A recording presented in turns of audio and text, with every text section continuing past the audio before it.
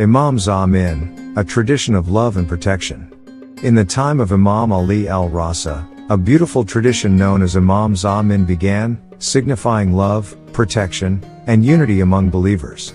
This tradition started during his blessed lifetime as a coin on his name was issued by the caliph of that time. He being the nominated crown prince. People started using that coin having his blessed name on it as sacred. Imam Zamin involves tying a piece of cloth earlier containing the coin on the name of Imam Raza, around the wrist or arm of a traveler, symbolizing the protection of the Imam during their journey. This beautiful tradition soon became a way for pilgrims and travelers to carry Imam Raza's blessings and feel connected to him, no matter where their journey took them.